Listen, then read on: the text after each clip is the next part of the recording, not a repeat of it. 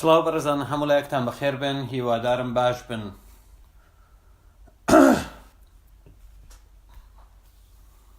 خودای تەبارەکە و متعال بە ڕادەیەک نیعمەتی خۆی بەسەر ئێمەدا باراندووە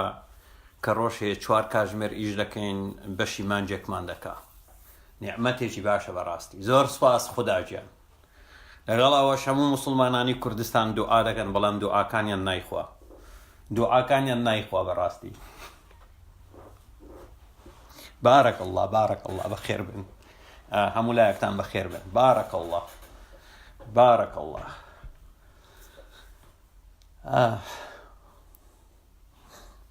هەموو لایەکتان بەخێر بێن بۆ بەرنامەی ئەمڕۆمان تۆزە قسە باز دەکەین سەبارەت بە پیرۆزی و ڕەخنە. ڕاستەکەی من پرسیارێک دەکەم لە بەڕێزان و ئازیزان سەبارەت بە بابەتێکی زۆر گرنگ. ملەتی کورد ڕۆژانە باسی پیرۆزی دەکات. ئایا پیرۆزی چییە؟ وەچی پیرۆزە؟ ئەگەر شتێک هەبێت پیرۆز بێت. جیاوازی نێوان ڕەخنە و سوکایەتی چییە؟ بۆچی ملەتی کورد ڕەخنە بە سوکایەتی تێدەگا؟ لە کاتێکدا خۆی سوکایەتی دەکاتن هەستی پێناکە. ئایا هێڵی سوور هەیە لە ڕەخنە گرتن یا لە تەعبیری بیر و باوەڕ یا دەربڕینی بیر و باوەڕ؟ بابەتی من ئەوە دەبێتن من تۆزە قسە و باسی لەسەر دەکەین ئەمڕۆکە هیوادارم هەموو لایەکتان باش بن. ئایا چێر نیشاندان لەسەر کامیرا سوکایەتی نییە؟ ئایا کاتە کەسێک دێ گوێن دەدا بە دایک بە خوشک بە باوک بە ئەژدادت بە عینەکەکەی دەم و چاوت سوکایەتی نییە؟ ئایا ئەوەی ئێمە کردومانە لە خلالی 4 ساڵی ڕابردوو و هاوڕێیانی من کردویانە ڕەخنە بووە یا سوکایەتی؟ ئایا شتێک لە ژیانی ئینساندا بوونی هەیە بە مانای پیرۆزی جگە لە خودی ژیانی ئینسان؟ ئایا شتێک جگە لە دایک هەیە بە ناوی پیرۆزی؟ من ئەو پرسیارە ڕاستەکەی لە ئێوە دەکەم. چکە پۆستی بە ڕێزێکم بینی نووسی بووی لەمە و دووە من سوکایەتی ناکەم ڕەخنە دەگرم.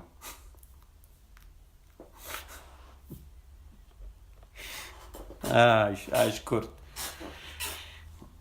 وایەننا من دەمەوێت تۆزە قسە و باس ڕاستەکەی سەبارە بەو بابەتە بکەین ڕەخنە و پیرۆزی لە ڕوانگەی ئەوەی بەڕێز و ئازیز. پیرۆزی چییە؟ چ شتێک پیرۆزە لە ژیانی ئینساندا؟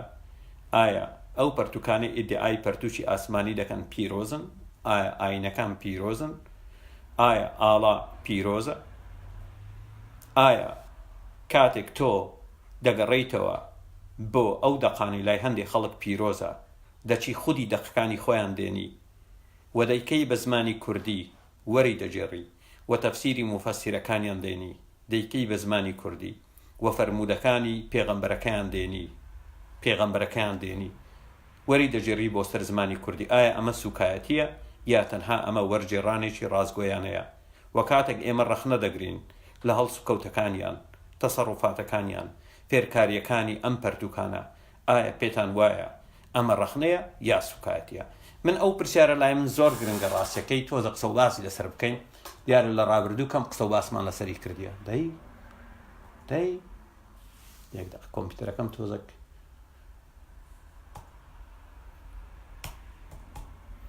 باشە دەی ئەوەت ها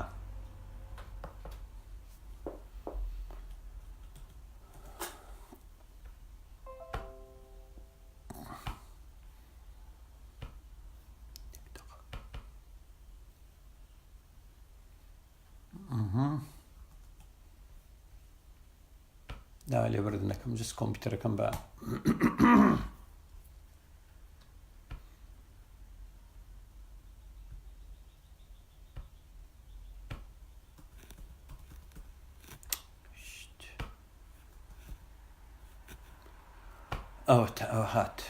ئەوە هات باش. من ئەو پرسیارە ڕاستەکەی ئاراستی ئێوە بەڕێز دەکەم هەر بەڕێزێک دەوێت قسە بکاتن لە چوارچەوەی بابەتدا. ئایا کەسێک دەتوانی بێ پێناسەیەکی ڕەخنەمان بۆ بکە، پێناسەیەکی پیرۆزیمان بۆ بکە؟ پیرۆزی مانای چی پیرۆزە لە ژیانی ئینساندا؟ و ئایا ڕەخنە مانای چییە؟ سوکایەتی مانای چییە؟ بۆچی ملەتی کورد ڕەخنەگرتن یا وەرجێڕان بە سوکایەتی تێدەگا لە کاتێکدا خۆی سوکایەتی بە هەموو کەسێک دەکات سوکایەتی بە پیرۆسترین کەس دەکات کە لای مرۆڤ زۆر پیرۆزە کە بریتیە لە دایک ئەو پرسیارە لە ئێوەی بەڕێز و ئازیز دەکەین تۆ چ پەیوەندیت بە من هەیە کاکە گیان من ژنم هەیە مناڵم هەبیت نشتم هەیە وە چ پەیوەندی بە تۆ هەیە تۆ چی دەکەی بۆ بەرەبەیانی لەسەر فەیسبوک تۆ ژن و مناڵت نییە تۆ ژن و مناڵت نییە بەو بەرەبەیانی چی دەکەی لە فەیسبوک چێ داوای لێکردی بێ گوێم لێ بگری کورە ئەو میلەتە زۆر نیکبەتە بەڕاستی ئەو میلەتە زۆر نیکبەتە دەڵێ تۆ ژن و مناڵت نییە تۆ چ عیلاقە لەو شتان ئەی تۆ چی دەکەی لەسەر فەیسبوک تۆ چی دەکەی دەبەنگ بەو بەرەبەیانی چیە تەلەفۆنم بۆت کرد ترلم يا عبد المعطي او لايفم هي سيبيرجيس كردر ورا لايفم هي ورا جويلق من تلفون بوت كرت قوتم ورا ناويش لخوينا كرداني سويد باشا يعني تو من داوم ليك دي بيجو اللايف كان بقري تركن تركن داوم لێ کردی بێژێ لایڤەکەم بگری تۆ بەو شەوەی لە سوید ئێستاکە لە سوید دەزانی کاژمێر چەندە ترکن لە سوید ئێستاکە کاژمێر چواری بەیانیە لە جاتی ئەوەی بچی لە پاڵ خێزانەکەت بخەوی دوو باوەشی پیادا بکەی لە باوەشی بگری وەک نیشانەی خۆشەویستی هاتووی لەسەر ئینتەرنێت خەریکی ڕاوە کچی دەبڕۆ ملی خۆت بشتێنە ژن نییە بڕۆ بۆ خۆت بخەوە چکۆ چواری بەیانیە لە سوید لای من لایەنی کەم 12:30 نیوەڕۆیە 12:30 نیوەڕۆیە کوڕەکەم لە قوتابخانەیە باشە تاوە کورس 3:30 نایەتەوە باشە ژنی ئەی خەریکی دەستپەڕی کوڕم لە ئەوروپا یا خەریکی دەشی سەردانی قەحپەخانەکان دەکەی من ژنم نییە لە سوید ئەی خەریکی چی یا خەریکی خوێڕیاتی سەیرە یعنی ئەو ملەتە زۆر سەیرە 4:30 شەوە بەڕێزم وایە جوانەخان 4:30 شەوە ژنم نییە ئەی چی دەکەی لەسەر ئینتەرنێت خەریکی ڕاوە ژنی دەتەوێت گەڵ و گونت بە کچان نیشان بدەی هەر وەک نیشانتان داوە لە خلالی 4 ساڵی ڕابردوو داوای کامیرە دەکەن بێن گەڵ و گونتان نیشان بدەن وەکو ئەوەی دوێنێ ئێوارە 5 دقە هیناوە بردی هیچی بۆ نەچوە سەر تەنان ڕقیش نەدەبوو باو کەڕۆ ئەوە شەرم لە خۆی ناکاتەوە هەن لە دیسکۆی ئێدە بڕۆ ملی خۆت بشتێنە چێ لە دیسکۆ کەست دەست ناکەوێت لە دیسکۆشە سەیری ئەو شەریفەی بکە یا لە قومارخانەی کوڕم چواری بەیانی لە قومارخانەی 4:30 دیسکۆ نییە یعنی لە ئەوروپا دیسکۆ ڕۆژانی شەمە یەکشەم دووشەم سێشەم چوارشەم پێنجشەم جمعە بوونی نییە تاوەکو جمعە لە شەمە لەسەر یەکشەم باشە یا خەریکی قومارخانەی زۆرت دۆڕاندیە دەتەوێت بە کەسێکی تر خەریکی هین بی وەنیە ئەو ناوە چی لە خۆت ناوە ئەخر ئەو ناوە چیە لە خۆت ناوە کوردانی سوید تۆ تەمسیلی کوردانی سوید دەکەی جوانەکان ئەوە تەمسیلی تۆ دەکا و تڕکەنە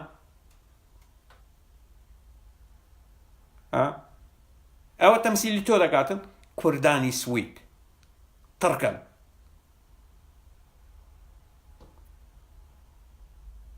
دیان هاتو چووی ئەو دەقەی ئەڵڵا جێبەجێ دەکەی کە دەڵێ أعوذ بالشيطان من الإله الرجيم بسم الهبل العظيم أي خوێڕی و سەرسەریەکانی ملەتی ئیسلایم هەمەی کوڕی ئامە ئەو پەڕ بێ ئەخلاق و سەرسەری و شەرمەزایار شەوان بڕۆنە دەرەوە بۆ ڕاوکردنی کچایان بە کەیفی خۆتان ڕابوێرن و تێر بکەن لەگایان صدق الشيطان العظيم يا چوی دەتەوێت ئەو دەقە جێبەجێ بکەی و 4 ئاەتەی قورئانەکەی حەمەی کوڕی ئامە کوڕم هورا بەو میلەتتان بینیوە سەرچا ئەو میلەتتان بینیوە زۆر سوات جبرایل بۆ 4 دەقە گوڵی گوڵەکەم گوڵ تاوەشێک ئێستا جا پشی بینی ئەوە پیرە قۆتڕێکە تێدەگەی لەو بابەتانەیە ئەوی هەموو 2 هەفتە جارێک بۆ نمونە 9 کیلۆ بۆیەی ڕەش لە پرچیان دەدەن و لە سمێڵیان دەدەن و لە ڕیشیان دەدەن و لەو بابەتان باشە لێشیان پرسی تەمەن چەندە تەمەنی 50 ساڵە دەڵێ تازە تەمەنم 28 ساڵە بەس خەفەتم زۆر خواردیە لەبەرەوە دەبینی تۆزێک پیربوونم پێوە دیارە بەڵێ ئەوە میلەتی کوردە دەڵێ کاکە جار تەمەن چەند دەڵێ 28 ساڵم دەڵێ تۆ بەڕاستیتە دڵی ڕاستیکە من خەفەتم زۆر خواردە زۆر لە ناخۆشی بوون لەبەرەوە پیربوونم پێوە دیارە پیربوونم پێوە دیارە ئەها بەڕاستی گەمژەی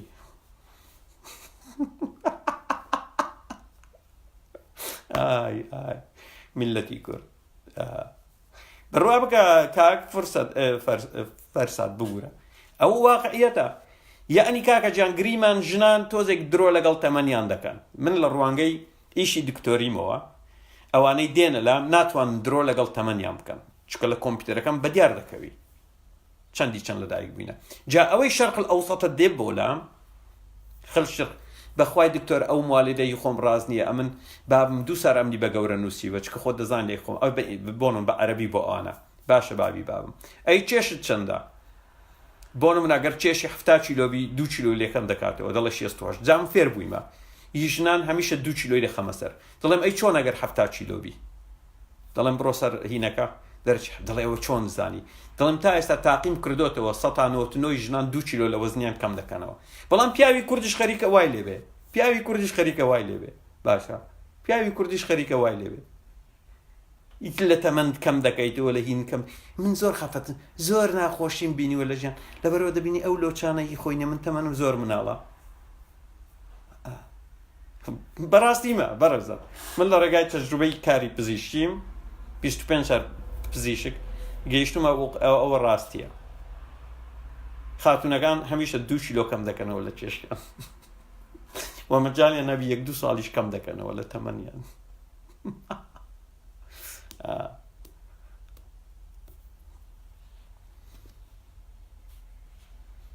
بڵند سلەیمانی بە ڕەخنە و بە پیرۆزی چێ لای تۆ و ڕەخنەش چێ لای تۆ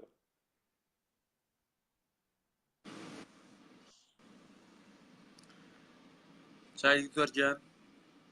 فەرموو ئاشکی باوانم فەرموو کاکە برا دکتۆر گیان ئەگەر بکرێت تەوەرەکە لەسەر چییە و ڕاستی لەسەر تاوە جەم دێنە و مەسەرەن گوێگر پیرۆزی لای تۆ چییە پیرۆزی لای تۆ چییە ڕەخنە لای تۆ چییە ئایا شتێکی پیرۆزی خۆش بێ باسی ڕەخنە دکتۆر گیان ڕەخنە لە ڕوانگەی کەسێکەوە بۆ کەسێکی تر فەرقەکات ڕەنگە زۆر جار پیرۆزی ڕەخنە شکێنێت مەسەلەن ئەو شتانەی کە ئینسان بە پیرۆزیە زانێ کەسی بەرامبەر کەوێ ڕەخنەی لێبرێ لە ڕوانگەی تۆ چی پیرۆزە لە ڕوانگەی تۆ چی پیرۆزە لە ڕوانگەی منەوە ئینسانەت پیرۆزە ڕازگۆیی پیرۆزە ڕاگررتنی دڵێک بە پاکی پیرۆزە پیرۆزی زۆر مەسەرەن مقدسات ئینسان زۆرن لە کەسێک بۆ کەسێ دەیگۆڕێ دکتۆر بەڵام زۆر سنووری پیرۆزی ئەدیانەکانە مەسەلەن کە کەسی باوەڕدار بە دینێک خۆی دیاریەکە ئەجینا ڕەخنەکە هەموو شتێک مەسەلەن ئاساییە و هەموو شتێک قابلی ڕەخنەیە لە هەموو دینەکان و لە هەموو بیر و باوەڕێکەوە تەنانەت لە بیر و باوەڕی ئەتێستێکیش کا دکتۆر باشە من پرسیارێک با لە تۆ بکەم بۆچی بۆ نمونە کاتێک ڕەخنە لە مەسیحێک دەگری سەبارەت بە ئاینەکەی بەلایەوە زۆر تەبیعی و زۆر ئاساییە بۆ نمونە تۆ بڕۆ تەنانەت شانۆگەری کۆمیدیات لەسەر مەسیح دەربێنە و زۆری بەرنامەی کۆمیدی هەیە و لە بازاڕەکان گاڵتە بە مەسیح بکە بەلای مەسیحیەکەوە زۆر تەبیعی و زۆر ئاساییە خوێنت ناڕێژێ و تەکفیرت ناکە و بۆ نمونە تەنانەت خودی موسڵمان گاڵتە خودی موسڵمان ئەگەر ڕێگام پێ بدەیت گاڵتە دەکا بە پەرتووکی زەردەشتی گاڵتە دەکا بە ئەناجیل گاڵتە دەکا بە تەورات گاڵتە دەکا بە هیندۆسەکان گاڵتە دەکا هەرچی مرۆڤایەتی هەیە بەڵام کاتێک تۆ دەی نەک گاڵتە بەڵکو تەنها ڕەخنە لە ئاینەکەی دەگرێت بە سوکایەتی تێدەگا زۆر ڕاستە زۆر ڕاستە منی سابات پێ دڵم کا دکتۆر مەسەلەن دینی ئیسلام دینێکە قفڵکراوە مەسەلەن هەموو هیچ شتێک وەرناگرێت چۆن بڵێیت موبایلە تعریفەکەی لەسەر زمانێک کە زمانی کە وەرناگرێت مەسەلەن بۆی بەرنامەی کە وەرناگرێت موبایلە دینی ئیسلامیش ئاوا پێڕووکرا ئاوای کراوە مەسەلەن هیچ قبوڵ ناکە بەڵام مەسیحێت مەسەلەن ڕیفۆرمی تیا کرێ مەسەلەن ساڵانە مەسەلەن چاو بە ئینجیلەکانە مەسەلەن دەستکاریکردن وەکو ڕیفۆرم ئەو دەقانەی کە بەلای ڕەویا ئەڕۆن گۆڕانکاری بەڵام خودی دینی ئیسلام بەڕائیم بە قەناعەتی من ئەوەیە هەموو شتێک قفڵە کا دکتۆر هیچ شتێک باشە بۆ نمونە من پرسیارێکی تر لە تۆ بکەم بۆ نمونە مەلاکرێکار لای زۆرێک لە خەڵکی کوردستان ئاڵای کوردستان پیرۆزە مەلاکرێکار بەرنامەی هەیە دەڵێتنەوە ئاڵایە ئەمە شتێکی قۆڕ و بێبنەمایە نە پیرۆزە و نە هیچ ئەگەر هاتوو کەسێک بڵێتن ئەو ئاڵا ڕەشەی لەسەری نووسراوە ئەڵڵا ڕەسوول محەممەد گاڵتەجاڕیە و بۆچی مسلمان ئەوە قبول ناکە بەڵام ئەوەی مەلاکرێکاری بەلاوە زۆر تەبیعی و زۆر ئاساییە تا دکتۆر خۆی خودی ئەو مامۆستاکرێکارە کە باست کردتر مامۆستا هەرچیەک خودی خۆی کەسێکی فاشیستە مەسەرەنەوەی حەرشایانی گوێگرتن نییە کەس ناتوانێت لە پیرۆزی عالەمی کوردستان کەم کاتەوە ئاڵای کوردستان هیچ عەڵەمێک مەسەلەن حەدی نییە بگاتە بە عەڵەمی کوردستان عەڵەمی کوردستان عەڵەمێکی پیرۆزە جگە لە مەسەلەن ئێمە هەرچی بین هەر بیانێک هەر ئینێکمانە بێت کوردین کوردایەتی لەلایەک و بیر و باوەڕ ئینسانیش لەلایەک بۆیە کەس ناتوانێت سوکایەتی عەڵەمی کوردستان بکە و هێڵی سوورە ئەی باشە مەوزوعی لە ڕوانگەی تۆ بێجگەلەوەی کەوا بەهای بەرزی مرۆڤایەتی پیرۆزن وەکو ڕازگۆیی ئاماژەت پێکرد مرۆڤایەتی وجدان ئەوانە شتی بەهای پیرۆزن دایک پیرۆزە هەومان هاوڕاین لەسەر ئەوە ڕاست ڕەنگ مەوزوعی ئاڵا گۆڕانکاری بەسەردابێ بۆ من لە ڕوانگەی من ئاڵایەک پیرۆزە کەوا لە ژێر چەتری ئەو ئاڵایە یا لە ژێر سێبەری ئەو ئاڵایە جۆرێک لە بەختەوەری و ئازادی و شادمانی بوونی هەیە خاک ئەلبەتە پیرۆزە هەومان هاوڕاین لەسەر ئەمە بەڵام هەموو ئەو پیرۆزیانەی لای خەڵک پیرۆزە لای مسلمانان پیرۆز نییە هەمیشە ئیهانە و سوکایەتی پێ دەکەن کەسی لە کاتێک ڕەخنە لە مسلمان دەگری ئەو ڕەخنەی ئێمە لەیان دەگرین دڵێن ئەوە تۆ سوکایەتی دەکەی بۆچی مسلمان لە بەنگ جیاوازی ناکات لە نێوان ڕەخنە لەگەڵ سوکایەتی لە کاتێکدا خۆیان پێرکاریەکانیان هەر هەمووی سوکایەتیە بە مرۆڤایەتی کاکتۆر قسەکە زۆر جوانە منی سا شتێکم دوت پێشتر مەسەلەن مسلمان کە دەقیەک بە بیر و باوەڕی خۆی ئەچەسپێنە لە مێشکا کە تۆ قسەی لەسەر پێی وتوێژەکەش ئاسایی بێ ڕخنەکەش ئاسایی بێ لەسەر مەسن هیچ تەشیر شتێکی تیانە بێ ئەو وەکو خودی خۆی مادەم باوەڕ و قەناعەتی وایە هەرچی مەسەلەن لە لای تۆ بێت ئەو بە سوکایەتی ئەزانێ خۆ بۆ من نمونەیەکت بۆ بێن یونس ڕاوی هاتووە دەوێت ئاینی ئیسلام جوان بکە بەڵام لەگەڵ ئەوەش پێی دەڵێن سوکایەتی دەکا کاکتۆر ئەزانی چۆنە خۆی مەسەلەن هەر شتێک خرایە قاڵبی پیرۆزیەوە مەسەلەن ئەوەی بەرامبەر بێوێت مەسەن شتێکی لەسەر پێ بەسەر بە سوکایەتی قبولێکە کابرای ئایندار شت خرایە ئاسی پیرۆزیەوە هەر قسەیەک لەسەر بکرێ بەرامبەر بە سوکایەتی تێگا ئەوە هۆکارە زۆر باشە کاکە براگەر قسەی شترت ناوە فەرمو و بۆ یەک دوو برادری تۆرجان زۆر تەمەندرێش دەکەن هەربژێ سوپاس ئەو کوردی سوید وەردەگرین دەڵێ من مەسیحیم بزان با یەک دوو دەقینمان بە بوو خوێنێتەوە تا 5مان با بۆ بخوێنێتەوە کوردی سوید ئەگەر بتوانی کامیرەمان بۆ بنێری کوردی سوید کاردۆ مراد کوردی سوید کامیرەمان بۆ بنێرە بزانین چی سەبارەت بە ئاینی مەسیحی دەزانی باش نییە یاڵە دەی دکتۆر جان خۆشحاڵم شاری دووەم بەشداریەکەم لەو کەناڵە بەرز و بەڕێز فەرموو قوربانم وەڵای دکتۆر جان بە پامێکم بۆ کوردانەی سوید جارێ ئەو کە لەناو ئەو لایڤەکەیەکۆ دەنووسە برا جوانەکەم تۆ بەسە پرۆفایلەکە و نیشانەی سەلیبت داناوە ئاڵای سوید نیشانەی سەلیبیتیا تۆ لە ژێر ئاڵای سەلیبیە دەژیت بە من مەڵێ مەسیحیم بۆی جوابی قسەکەم بدەیتەوە درۆەکەی وەکو سەگ تۆ مەسیحی نیت تۆ مەسیحی نایت لەناو دایبێکی هاوە قسەی پڕوپوچ بکەی بەرامبەر بە دکتۆر پشتیوان هیچ مەسیحی خۆیان گوێن نادەن کاکەجان بڕوان بە لێبوردەیی هەیە و گوێن نادەن و من ئەخلاقیان دەناسم بۆ نمونە من لە یەکێک لە یادەکانم سەتانەوەتی نەخۆشەکانم مەسیحین ئاشووری و کلدانین دێن بینیومە چۆن هەڵسوکەوت دەکەن بەڵێ لە ئەخلاقی مەسیحیەتان نییە بەس ئەوانەی کە جنێوەدەن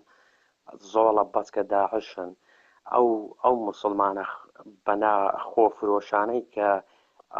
پارەی سۆسیال وەرەگرن باجی کۆندۆم وەرەگرن لە ئەوروپا دانیشتون تێگەی ئەتر حالەزار مسلمان و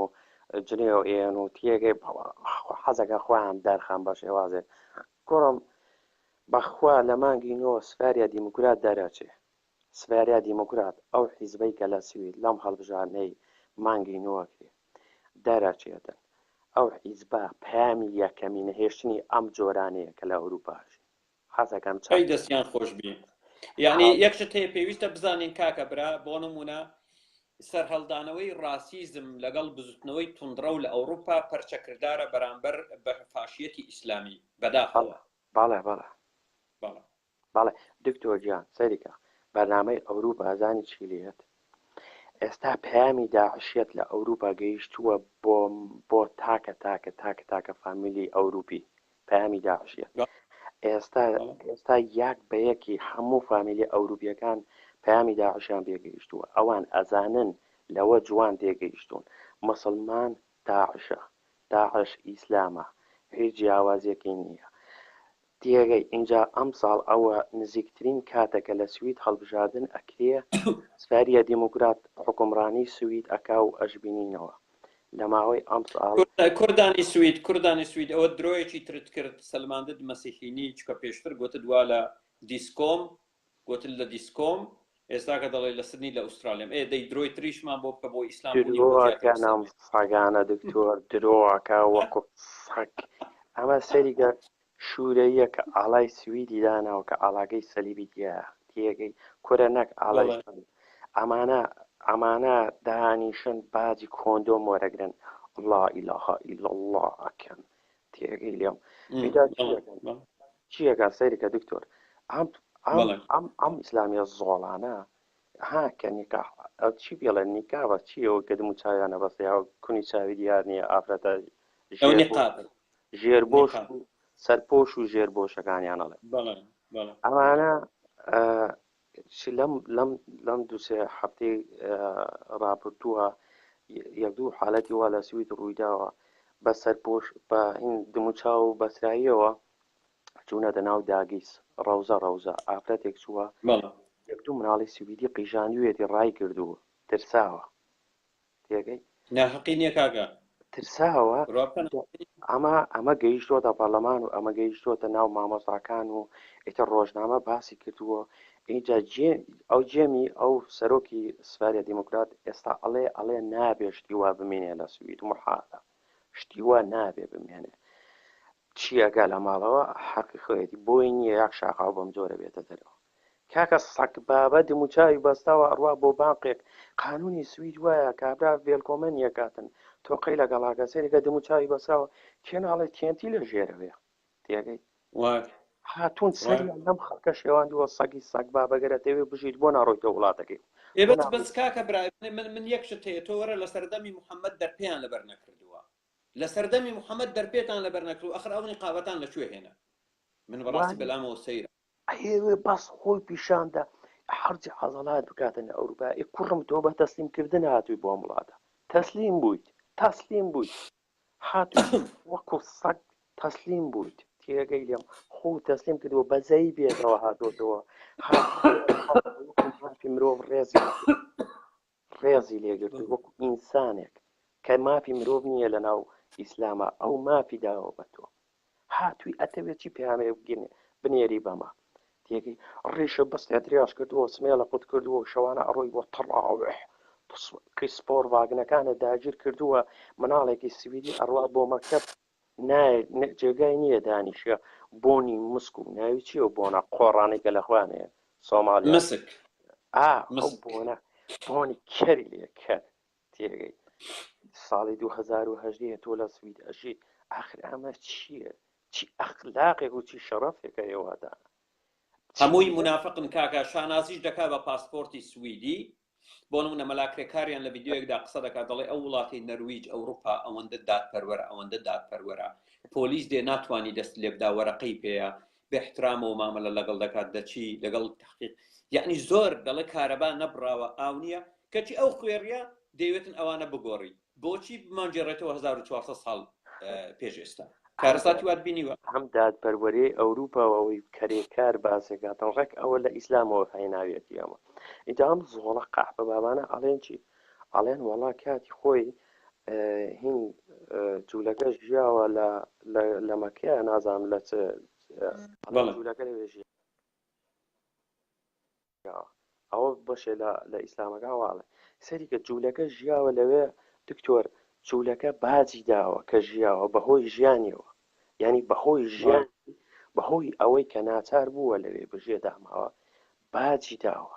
پارەیان لێ وەرگرتووە یعنی تۆ جوولەکەی لێرە ئێستاکە ئیسلام دژی هەموو شتێکی پێشکەوتن خواز ئەگەر بگەڕێتەوە بۆ یەثریب کەوا دواتر محەممەد ناوی دەکات بە مەدینە یەثریب ناوێکی تەنانەت یەهودیە سێ هۆزی جوولەکەی لێ دەبی و بە گوێرەی دراساتەکان 40,000 یەهودی لە دوورگەی عەرەبی ژیاون هەموو خاوەن پیشە بوون وەکو بۆ نمونە چی پێ دەڵێن کاری دەباغی زێڕنگری دروستکردنی شمشێر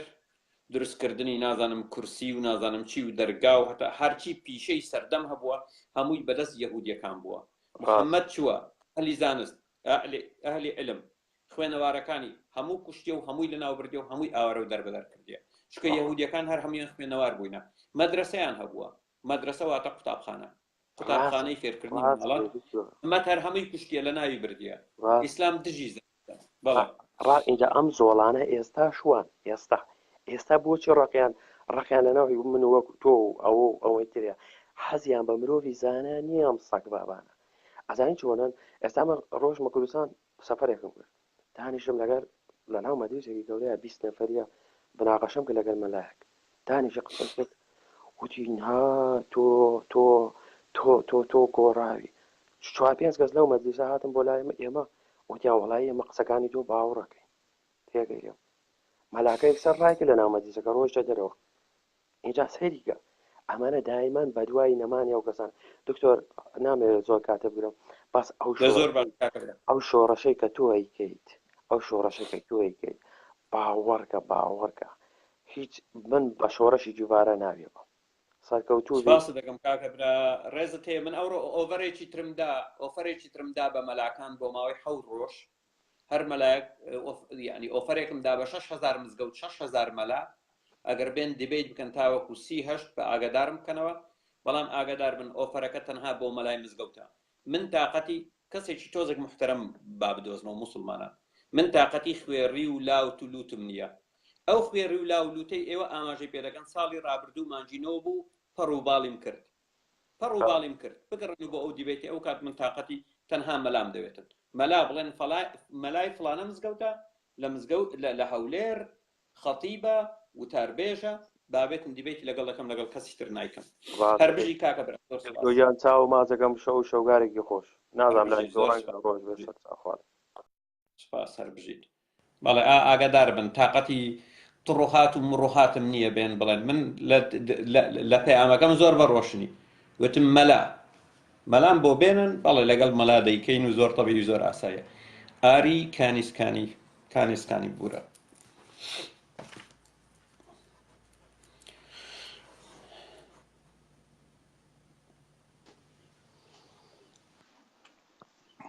ڕێز و حورمەت دکتۆر دەرچاو هەر بژیت دەستیان ئەحواڵتان زەین چی تۆگەن بەڵێ مەسەلەی پیرۆزی لە کەسانێکەوە بۆ کەسانی یشترە گۆڕدرێ مەسەلەن لە لای هەندێک کەس کتێبێکی خوێناوی پیسی بۆ دەن زۆر پیرۆزە لە لای هەندێک کەس سەر بێزیشکینایە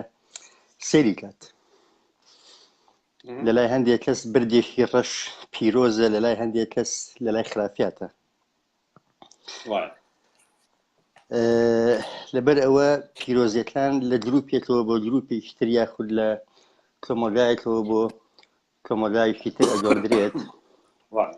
بەڵام دیارە هەموو ئەو شتانی کە لە ئاینە پیرۆزە لە لای من پیرۆز نییە یاتر خرافاتە بەڵام پرسیاری من ئەوەیە باشە ئەو زۆر تەبیعیە بۆ نمونە لای موسڵمانێک قورئان پیرۆزە محەممەد پیرۆزە ئەڵڵا ڕاستەکەی بەقەد محەممەدیش پیرۆز نییە بەڵام پیرۆزە بۆ نمونە بەردەڕەشەکە پیرۆزە کەعبە پیرۆزە بەڵام ئایا ئەوە دەبێت بێتە مای ئەوەی کەوا تۆ ڕەخنە بگری ئەو هەموو ئەو شتانە لە لای ئەوان هێڵی سوورە بۆچی هێڵی سوورە چونکە لەلایەن شتێکی پیرۆزە و ئەوانەی کەوا تۆ ئەیکەی ئەوە سوکایەتی نییە ڕەخنەیە و بڕواش لە ڕەخنەیەکی زۆر زانستی ئەساییە ڕەخنەیەکی زۆر زانستی و ئەکادمیشە و من تێبینیەکەم تۆ سوکایەتی ناکەی ڕەخنە ئەگری تەنها نەسەکە و هێناوە کردوتە بە کوردی و پێیانەڵی تر ئەمە حەقیقەتە ئەوەی کە تۆ ئەیڵێ مەلاتانیش ئەیزانن بەڵام ئەوان ڕویان نایە بیڵێ باسی نەزانی ڕویان نایە باسیکەن لەبەر ئەوە دکتۆریان مەسەلەی پیرۆزی ئەوەیە دووهەم هیچ شتێکیش هێڵی سوور نییە من ئەمڕۆ ئەو پۆستەی ئەو برادەرم بینی کە نووسی بووی ئەوە کەسێکی بەڕێزێک لە نووسی بووی من سوکایەتی ناکەم ڕەخ ناگرم هەتا ئێستا خۆ من نەشم بینیوە سوکایەتی کە ئەویش هەر ڕەخ نەگرتووە دیارە بزانە هەڵەیەکی کردووە لە پۆستەکەیە دیار هەڵەیەکی کردووە لە پۆستەکەیە دووهەم ئەوەی ترچی بوو بیرم چۆوە تۆ ئەو بابەتی ئەمڕۆ لەسەر لەسەر پیرۆزی بن بەڵێ لەسەر سەبارە بە سەبارە بە ڕەخنە و پیرۆزی و جیاوازی چیە لە نێوان سوکایەتی و ڕەخنە چکە کورد هەموو شتێک بە سوکایەتی تێدەگا هەموو شت بە سوکایەتی تێدەگا لە چەمچی ڕەخنە تێنەگەیشتووە شتە پیرۆزەکان لە لای ئیسلام وەکو خۆی لە قورئان و محەممەد و ئەڵاتەیانە بینێتەوە بچووکترین ڕەخنە بچووکترین نزیک بوونەوە لە لای ئەوان سوکایەتیە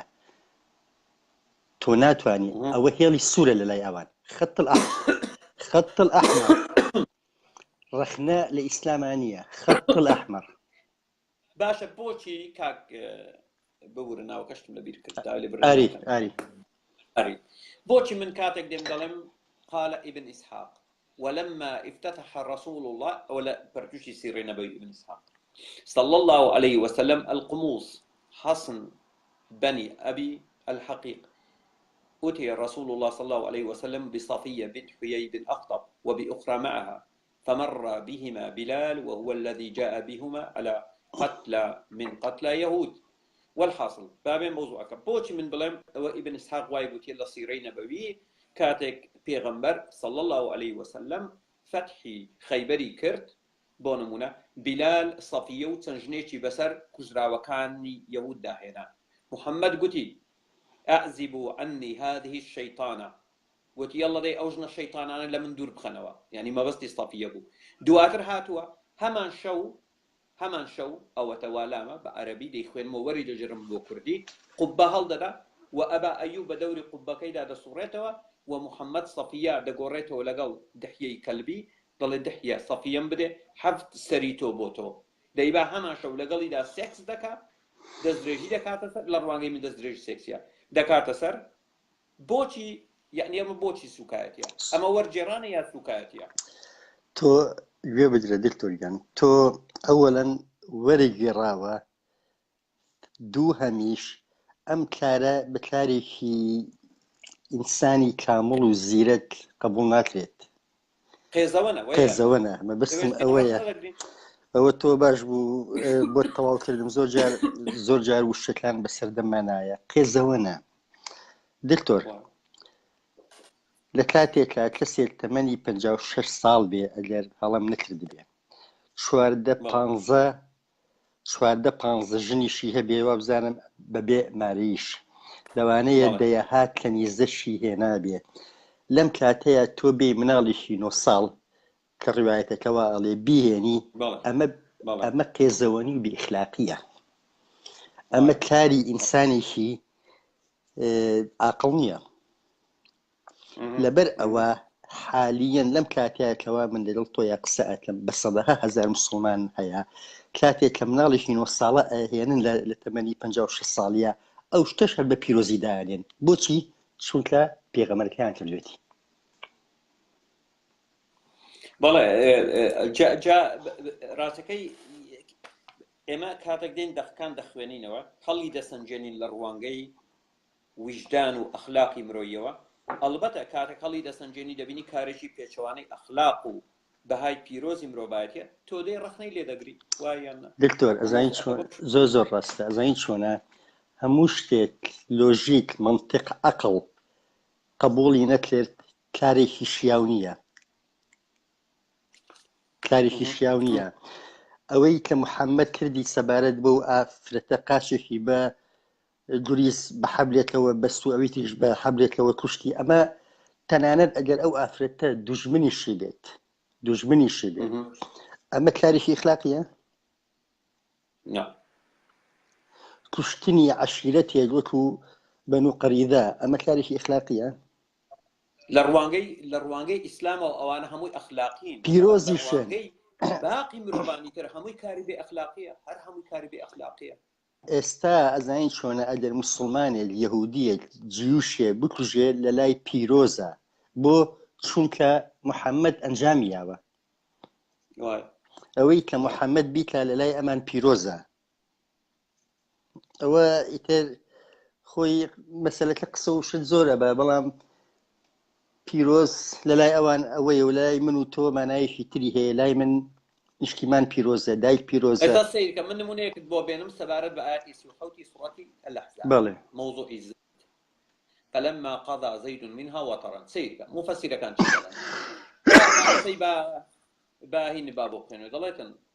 وذلك أن زينب بن جحش فيما ذكر رآها رسول الله صلى الله عليه وسلم فأعجبته.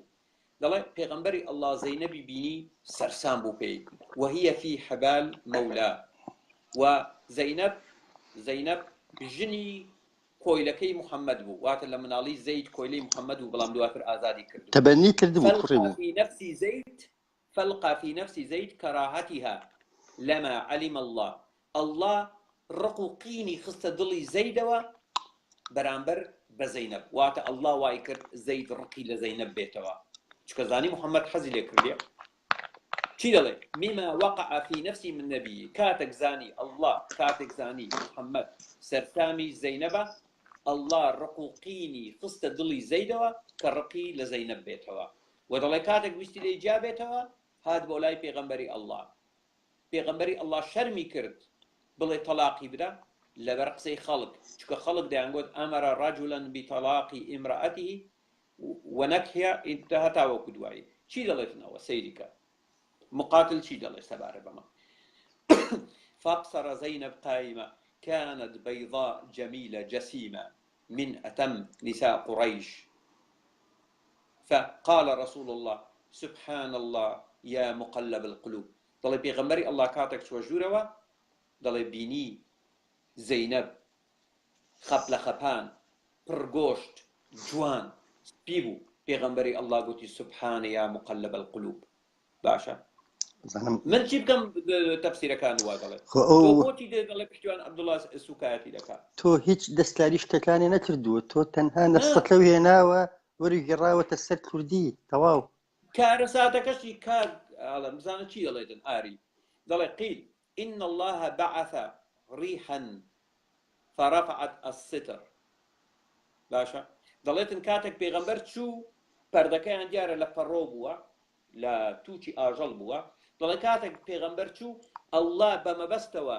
بایەکی هینا بۆی پەردەکە لا بچێ بۆی پێغەمبەر زەینەب ببینێ. یعنی ئەڵڵا هۆکاریی بۆ زینا بووە. إن الله بعث ريحا فرفعت الستر. باشە ئەڵڵا ئەو ئەڵڵایە ئەو هەموو ئیش و شتەی ئەو گەردوونەی بەجێ هێشت و ئەو هەموو کارانی بەجێش هات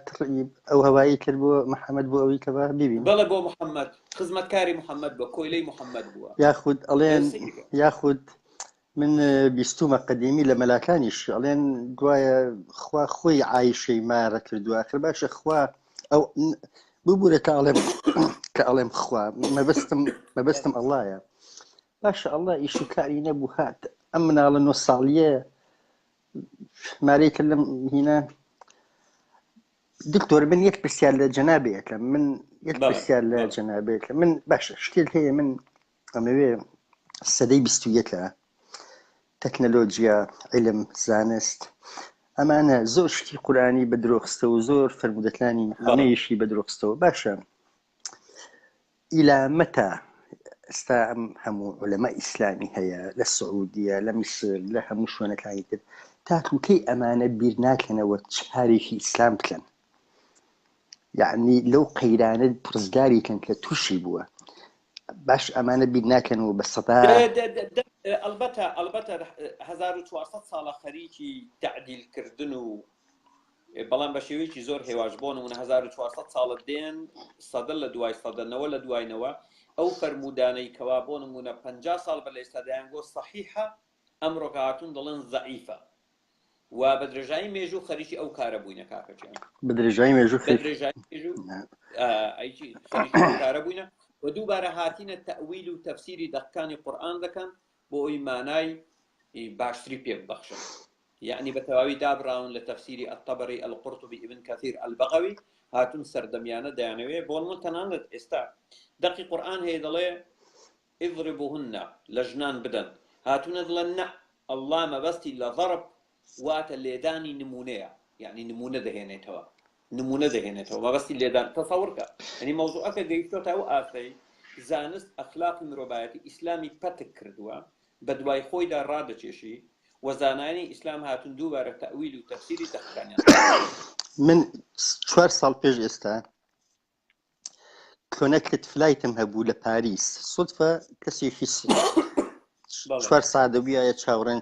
لە پاریس کەسێکی سعودیم بینی کەوتینە قسە تەسەورت لە گاڵتەیە بهێنا ئیسلام وتی هەرمی درۆیە خەڵکی سعودیە بوو هەر پێی پێکەنی حتا بەڵام ئێستا ملاحەزەت لی سەدەها هەزار کەس ئێستا لە میسر لە میسر تونس مۆراکۆ مەغریب عێراق ئێران هەموو شوێنەکان واز لە ئیسلامێنن هەر تۆ بزانە لە کوردستانی باشووری خۆمانە کەوا هەرێمێکی بچووکە وەکو خۆمان زانین لە خلالی 10 ساڵی ڕابردووە چەند سەد هەزار کەس وازی لە ئیسلامێناوە یاخود چوونەتە ناو ئاینی زەردەشتیەوە یاخود يعني ئەم عالمە ئیسلامیانە بیر ناکەنەوەی تر کاتی ئەوە هاتووە یعنی تەنها ئەوە ببێ بە دەرسیان کە ئافرەتێکی کوێتی ئەڵێ سەحیحی بوخاری بنی کافر کرد بینیم ئەوم بینی یعنی ئەمە نمونەیەکە ئەڵێ من سەحیحی بوخاری منی کافر کرد بزان ئەم سەحیحی بوخاریە چەند شتی خراپیتایە یعنی ناتوانن تەڵقیحیکەن تەنقیحیکەن ئەگەر شتێکی پوخت هەموو ئەو ئاەتانی کە باسی قەتل و ڕەجم و ئەمانە بکە بڵێن کاکە ئەمە بە هەڵە هاتووەتە ناو قورئانەوە هەمووی ڕاستەکەی ئەوەی زیاتر منی کافر کرد ئاەتی 11 و 12 و 176 سوڕەتی ئەنیسا بوو کە نووسەری قورئان لە ماتماتیکی پۆلی شەشی سەرەتایی نازانێ تەسەورت لە دکتۆر من بەبیرمێ لە یەکی متەوەستە بووم دەرسی ئاینیمان هەبوو حەدیثێکی فرموودەیەکی پێغەمبەریان لەو دەرسی ئاینەیە هەبوو لە ناو کتێبەکەیە هەبوو شتێکی زۆر جوان بوو لام إن الله لا ينظر إلى أجسامكم ولا إلى صوركم ولكن ينظر إلى قلوبكم بەڕاستی شتێکی جوانە ئەمە زانی نازانین هی ئەوە یا هینی ئەویش نییە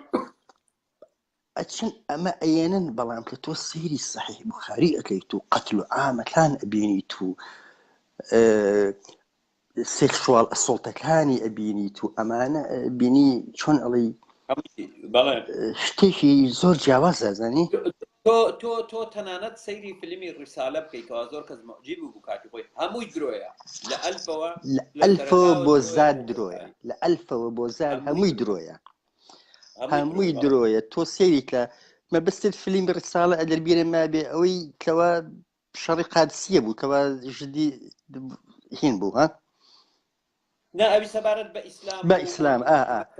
هەمووی ئێستا بیرماتەوە دکتۆریان ئەوانە هەمووی کریەی کراوە بۆ ڕازیبوونی خەڵک هەمووی درۆیە هەمووی لە ئەلفەوە بۆ زاد هەر ئیتر ئەمانە خۆ بۆ شێوەیە خەڵکیان هەڵخەڵەتان بۆمانێ ئێستا مشکلەی ئێمە لە کوردستانە و لە ئەوروپایە ئەم گروپن کە پێڵێن ئەکستریملی مەزلم ئەمانە چۆن کۆنتترۆلیان کەین دەزانین چۆنە شتێک نییە بە ناوی ئەکستریم مسلیم و مۆدرێت مسلیم و ئەوە مسلمانە هەمووی تیرۆریستە وەکو ئەسەید القیمەنی دەڵێ جیاوازی نێوان مسلمانێکی توندڕە و مسلمانێکی میانڕە و ئەوەیە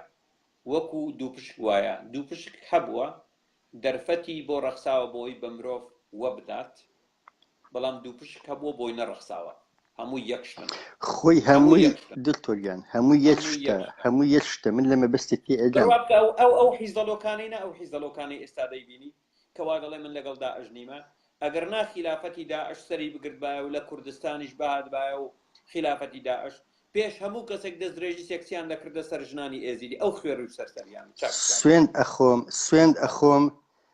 سوێند ئەخۆم بە ئاهورا مازدا ئەو عەلی باپیرە ئەو یەکگرتووە حکمی مطلقیان لەژێر دەستا بێ ئەو دوو حیزب عیلمانی پارتی وێکێتی نەبووایە حکمی مطلقیان لەژێر دەستا بێ لەو کوردستانەیە ڕۆژی 1000 کەس بە شمشێر سەرەبڕن ڕۆژی 1000 کەس سەرەبڕن بە شمشێر. باشە تۆ پێ دوانی ئەگەر هات و دەسەڵاتی داعش سەرکەوتوو وایە بۆ نمونە لە مووسڵ لە ڕەقا بۆ نمونە کوردستانیشی بگربایەوە ئیمپراتۆریەتی ئیسلامیەوە پێدوانی ئەو مسلمانە حیزەڵۆکانەی ئەمڕۆکە کە دەڵێن داعش ئیسلام نییە و دژی ئەوەن کەوا داعش کردی بەرامبەر بە ئێزیدیەکان خودی خۆیان بچووبانە لە بازاری کۆیلایەتی کچانی داعشیان بکڕیبایە بۆ سێکس یا خۆیان بچووبانە بیان گرتوانە ئەوانە هەمووی ئەوانەی کەوا ئەڵێن ئەو ئیسلامانە هەمویان سەریان یایان لەبەر درۆ ئەکەن تەسەور کە ئیسلامی میان ئیسلام هەیە خۆی بە میان ڕەو ئەزانێ خۆی بە بانخواز ئەزانێ لەو ئەوروپایە ئەژی تەسەور کە بڕوخانی ئەو داعشە لە مووسڵ و لە ڕەقە و لە هەموو شوێنانە لەو بڕوایم هەفتەیە نانی بۆ نەخوراوە لە داخە لە خەفەتە بەڵام ئەزانین چۆنە ناتوانن باسی کەن ناوێرە نەزانین کام ئیسلامی ئەیبینی ناڵێم هەمووی ئەوە مشتەکانی نا بەڵام ئەم بانخوازانی کەوا خۆیان بە میان ڕەوەزان و بە هی نەزانن هەمووی پڕ بەدڵ حەزی ئەکرد ئەو داعشە کوردستانیشی داگیر بکردایە و دەوڵەتی ئیسلامیش بەڵام ئەزانین چۆنە ناتوانن هەمە ئەلی بڕۆ لەو پیاوەی ئەوروپاتان بپرسە ئەو خوێرەکەی ئەوروپاتان ئەویان پیاوی پاراستنە باشە بڕۆ لەویان پرسە کوڕم باشە فەرمو کاکە فەرمو ئەهمالیان کرا اینجا ئەمانە هەمویان لە ناخەوە لە دەوڵەتی ئیسلامیان دامەزراندنی خلافەتان بەڵام الظروف المەکان والزەمان ڕێیان پێ نایە خود ئەزانی ئێستا من کۆمەڵێت ئەناسم خۆیان بە بانک خواز دەزانن بەڕاستی شەرمە بوو ئێوە لە ئەوروپایە لەژێر دەسەڵاتێکی مەسەلەن نظامێکی علمانی مەسیحیە ئەژین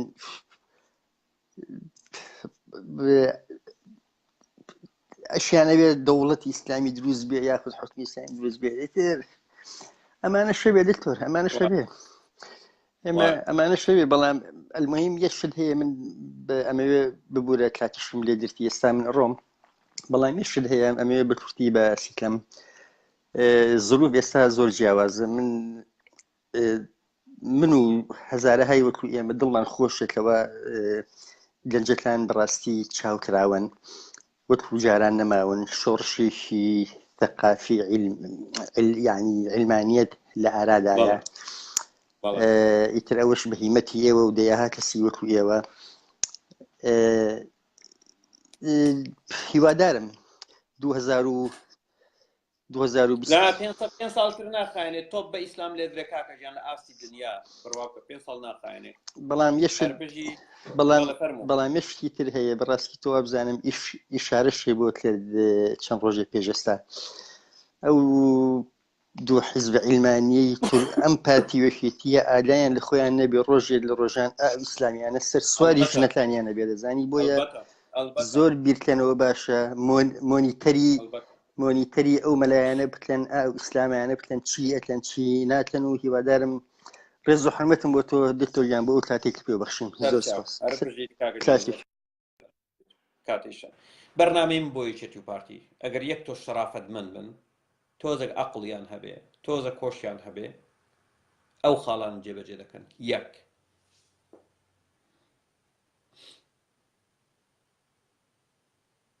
کۆتایی بە گەندەڵی بێنن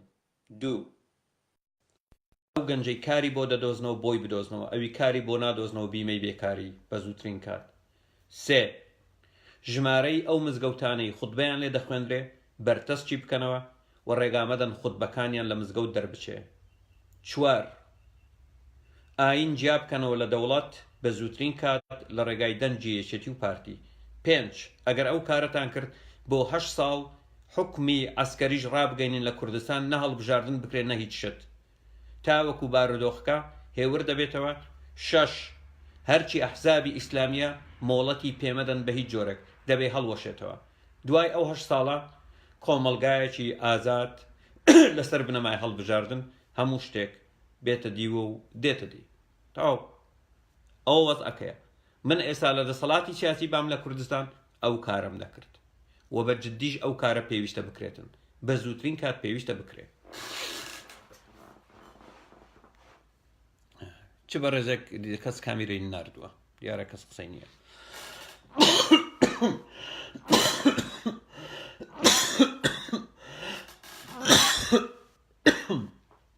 بەڵێ بەڵێ ئەڵڵا جان کاتێک زانی محەممەد زەینەبی بەڕووتی نە ئەڵڵا جان زانی زەینەب ڕووتە لە ژوورەوە پەردەیەکە بوو پەردەکە لە تووچی ئاژەڵ بوو ئەڵڵا جان کاتێک چوو بایەکی هەڵکرد بای شەماڵ دێت و دەڕوا پەردەی زەینەب دەجوولێنێ کاتێک پەردەکەی جوولان ئەڵڵا ویستی محەممەد زینا بکە ئەڵڵا ویستی محەممەد زینا بکە سەیری لەش و لاری زەینەبی کرد بینی خەپ لە خەپانەوە خرە بەرزەوا دەڵێتن ما ئەوەتە باشە چی دەڵێتن ئەوەتە ئەوە لە تەفسیری القورطوبیە باشە باشە وقيل إن الله بعث ريحا الله بايتي نارد فرفعت السترة واتبردك اللاتشو وزينب متفضلة في منزلها وزينب نمت الرود بو لما لك إخوي فرأى زينب بيغمبر زينب بيني فوقعت في نفسه تواو جا محمد كارساد ورجني بيني وشاوتي جنان كوتو تجني ما شاء الله ضلي فابصر زينب قائمة زينب بيني واستابو بنيم شروتي كانت بيضاء جميلة جسيمة زينب سبيبو جوانبو قشنبو خبل خبانبو يعني قوش بربو من أتم نساء قريش فهويها يعني بيغمبر اشتهاي بوچو وقال بوغوتي سبحان الله يا مقلب القلوب سبحان بو الله شكو مندي بو الله چۆن دڵەکان هەڵدەجێڕێتەوە واتە زەینەب من کاتی خۆی کاتە کاتم بۆ خواز بێنیت بۆ زەید من دڵم لەسەر تۆ نەبوو ئەژینا بۆ خۆم دەینا بەڵام ئێستا کە تۆم بینی بەڕووتی کەوتێ دڵمەوە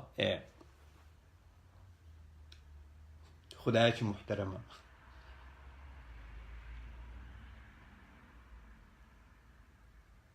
اینجا دوات چی دەڵێ فەلقا في نفس زەینەب كراهيتها دەڵێ الله رقوقيني خستە دڵی زەینەب چکە زانی محەممەد حەزی لێتی تەواو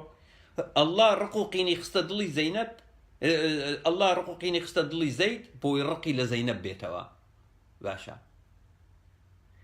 لما علم الله مما وقع في نفس نبيه كاتك الله زاني كتشي كوتوت دڵی پێغەمبەرەکەی يعني اشتهاي شو بو زينب فأراد فراقها يعني واي كرد إنجا زينب ويسلي جابته تشكر رقي لزينب وبكتوبة سيدك أو الله محترمة يشي كردي والله محترمة سيدك أو الله محترمة سيدك أو الله محترمة يشي كردي يك باي شمالي هنا لپردكي داو جولان دويتي بوي محمد زينب بروتي ببينه سي دوای ئەوەی زانیوێتی پێغەمبەرەکەی شەهوەتی زەینەب کەوتۆتە دڵیەوە ڕقوقینی خستۆتە دڵی زەیدەوە بۆی ڕقی لە زەینەب بێتەوە چوار سەیریکە زەینەبی بە زەید وای کردیە زەید زەینەب تەلاق بدا 5 لە محەممەدی مارە کردی ئایش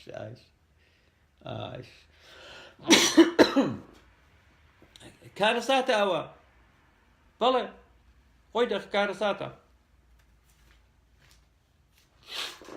أعوذ بالشيطان من الإله الرجيم بسم الهبل العظيم وكاتك حمجيان شبو مالي زيد كريم لە ناکاوێکدا ئەڵڵا گیان بای هەڵکرد و بای شەمایاڵێ لە پەردەکەیدا و پەردەکە یەکسەر لاکەوت و لایان چۆ محەممەدی نازدار زەینەبی بەڕووتی بینی زەینەب ژنێکی خەپ لە خەپان و پڕگۆشت و سپی و جوان بوو محەممەد گودیش کۆمەند بۆ ئەڵڵا کەم چۆن دڵی وەرجەڕامەوە ئەڵڵا گیان کەزانی محەممەد دڵی کەوتە سەر زەینەب ڕقوقینی خستە دڵی زەیدەوە بەرامبەر بە زەینەب اینجا گوتی فلما قضى زيد منها وطرا زوجناكها واتە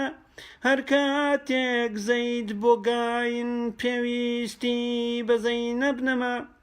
ئەوە زەینەبمان کرد بە ژنی حەمەی ئامە صدق الشيطان العظيم.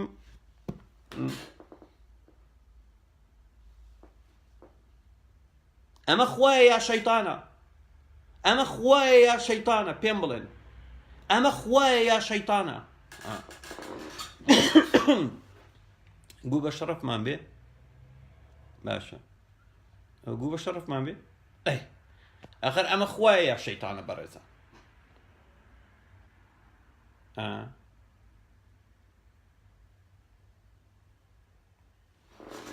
اینجا دوای ئەوەی محەممەدی نازدارمان عاشق بوو عاشقی زەینەبی چاو بەکایەڵ دوو هەفتە وەکو کوڕێکی مراهق لەسەر چاو لێکەوت تاقەتی نەما خودا پەرستی بکا و خواردن بخوایە دادا ئایشە گوتی کوڕە حەمەجیان ئەوە چیتە بۆوە بێزە یاری گوتی شەهوەتی گاینی زەینەب کەوتۆتە دڵمەوە ئەی ئایشە گیان ئەوە بوو جوبرائیل جوبەجیان دەقێکی لەلایەن ئەڵڵاوەدا بەزاند گوتی فلما قضى زيد منها وطرا زوجناكها تۆ پێم بڵێن ئەمە خوایە یا ئەمە شەیتانە؟ یعنی کاتێک ئێمە دێن بۆتان دەخوێنینەوە دەیکەین بە کوردی ئەو دەقە شەیتانیانە دێن دەڵێن ئەوە سوکایەتیە؟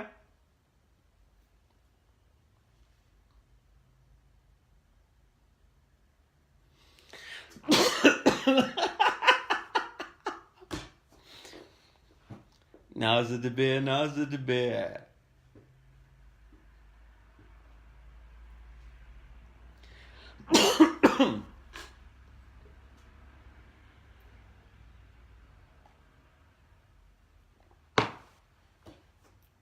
سبحان الله ئەخر بەجددی من پرسیار دەکەم پرسیار ئێستا ئەوە شەیتانە یا ئەوە خوایە؟ هەر بەجددی ینی ئەو پرسیارم لا دروست بووە ئێستا ئەمە خودایە ئەمە شەیتانە؟ کاک نیهاد ئەگەر دەتەوێت قسە بکەی وەرە تۆ تۆزە قسە بکەم من دەچم کۆفیەک دروست دەکەم کاکە گیان دەمێ یەکێک لە هاوڕێیانی خۆمان کامیرە بگرێتن وی چم قاوەیەک دروستکەم بینم بەڕاستی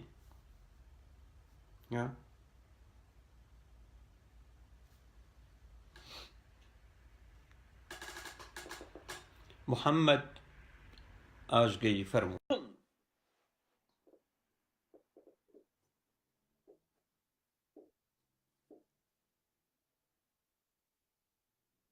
فەرموو کاکە محەممەد ئاژگەی بەڵێ بەڵێ بەڵێ وەکانە ئەمر ڕەبکە مەفعوولە وبڕیاری ئەڵڵا گیان دەبێ یەکسەر و دەستبەجێ جێبەجێ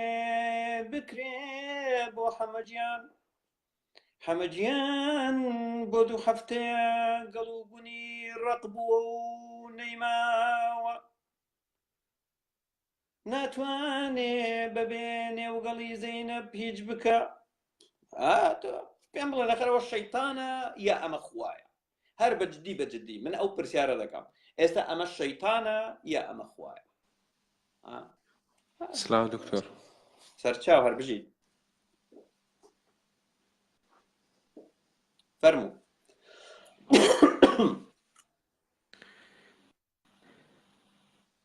گوێ لێمە دکتۆر بەڵێ فەرموو ئەو کاتت باش دکتۆر گیان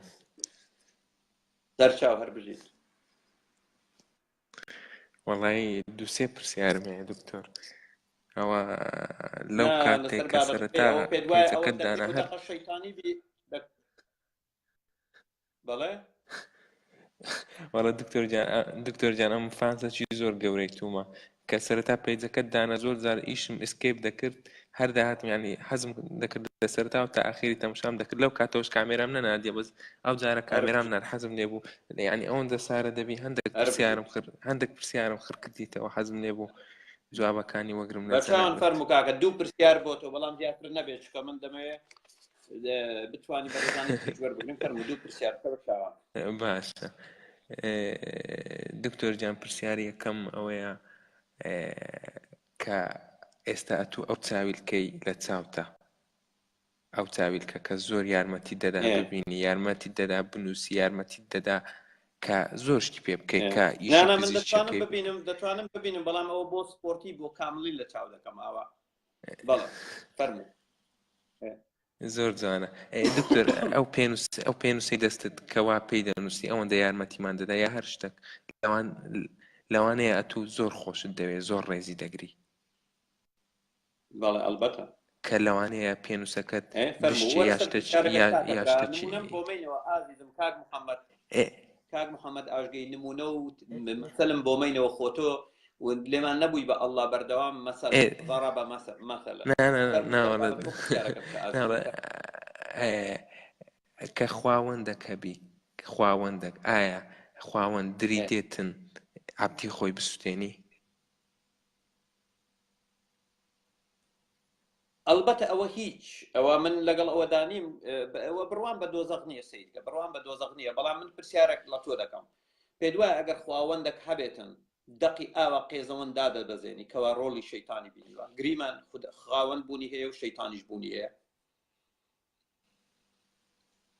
ئەلبەتە دووەم پرسیارم دکتۆر ئاوەگری سەگ کە دەرێن سەگ ئاوەگرە بەڵێ بەڵێ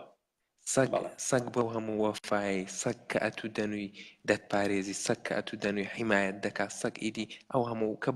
بە وەفاترین گیان لەبەر بەراوبانکە ئایا کە دەرێن زمانی خۆی کە سەگ لە ئیسلام ئاوەگرکرا ئایا ئەوە کێشەکە نەبوو کە زمانی ئەوجە نازانم ئەم سەحابە بوو چێ بوو کە دەچون شتیان لە ماڵان دەهینا شتیان لە ماڵی خەرچی دەهینا سەگەکان دەحەپان پارێزگاریان لەو شتانە دەکرد پاشەوەی کە گوتیان سەگ حرامە ئاوەگرە ئەو هۆیە کە گوتیان ئاوەگرە لەبەرەوەی تاکو ئیدی بە ئیسراحەتی خۆیان کە سەگەکان بکوژن بە ئیسراحەتی خۆیان ئەو شتانە بەدەستبینن دەم خۆشەوە ئەو کارێک بووە محەممەد کە زۆربەی کارە تیرۆریستەکانی شەوانە کردیە وەسەگ پاسەوان بووە لە سەرەتا تەنان ڕێگای نەداوە بە سەجی پاسەوان سەجی کشتتوکاڵی سەجی شوانی بە هیچ جۆرێک لە کەمپینی یەکەم هەرچی سەکە بۆ کشتویەتی بۆ نمونە جابر دەڵێتن و ئەنەس دەڵێت تەنانەت بە دەویەکان دەگەڕین ئەگەر سەجیان پێ باید دەمان کوشتن هەرچی سەک دووش محەممەد شەوانە دزەی کردیە بە جۆرەی فەرمودەیەکەوە ئایشە جێراویەتەوە دەڵێ سڕێی من بوو لە ماڵی من بوو شەو زانیم بە تەمای شتێکە دەڵێ نەعلەکانی لای پەیدانا هینەکەی لای دەناس ڕووی خۆی وەرسوڕان من زانیم دەڵێ گوتم باخۆم بنوێنم بزام چی دەکا دەڵێ بینیم هەڵسایەوە ڕۆی بە دوایدا ڕۆیشتم دواتر زانی من لە دوایمە گەڕایەوە من گەڕامەوە هاتەنانە لێشیدا بوو محەممەد شەوانە چووە خەڵکی نردووە ئەوی ژنی جوان بووە بۆچی بۆ مۆزوعی غەزوو چکام و جارێک بەخۆی نەچوە سەرایە بەخۆی نەچوە بۆ سەرایە نردوویەتی ژنەکانیان بەتەنیا بۆ چوە خەریکی ژنەکانیان بووە جا ئەوانە سەجیان لە ماڵەوە بووە کاتێک محەممەد لە ماڵەکانیان نزیک بۆتەوە لە ترەکانیان سەگەکان دەنجیان لێوە هاتیە خەڵک هاتوونەتە دەرەوە بینیوانە محەممەدە دەچی خەریکی بەزم و ڕەزمە لەبەرەوە گوتێتی سەگ بکوژن ئەمە هۆکارێکە تێگەیشتم پرسیارێکی کەم هەبوو بەس ئەمە جاری تر پرسیارت دامێ مشكلة يعني برسيارش تريش بقوي بشم قاوة من راسك قاوم لي براو دبي قاوة بين لبر أوام چێشانە قوربان بوون دکتۆرجان پرسیارەکەی کەم ئەوەیە لەبارەی حەجەر الئەسود the black stone بەڵێ اوكي هو چێ ئەو بەردەی هینەیە کاکە گیان ئەو بەردە کە ئەو مەسەلەی زۆر لەم باشتر دەزانی کە شەیتان مەلاک بووە شەیتان نەبووە کە یعنی کە دەرێن بەڵێ ئەوە ڕوانگەی ئیسلامی کوڕنووشی سیرکە ئەگەر بگەڕێنەوە بۆ پێش ئیسلام ئەو بەردە شەیتان بەرێ بەڵێ فەرم ببوورە لەگەر ئەو بەردە شەیتان کە هینە لەگەر خۆی نەهینە ناوچەی کوردستان نەهینە پەرستگای لالەش ئەو بەردە لەوێەوە لەگەر خۆی کە هاتە سەر زەمین ئەو نەهینە نا سیرکە شارێک هەیە نزیک دیمەشق بە ناوی مدینەت حەجەر الئەسود شارەکە پڕیەتی لە بەردی ڕەش وهروەها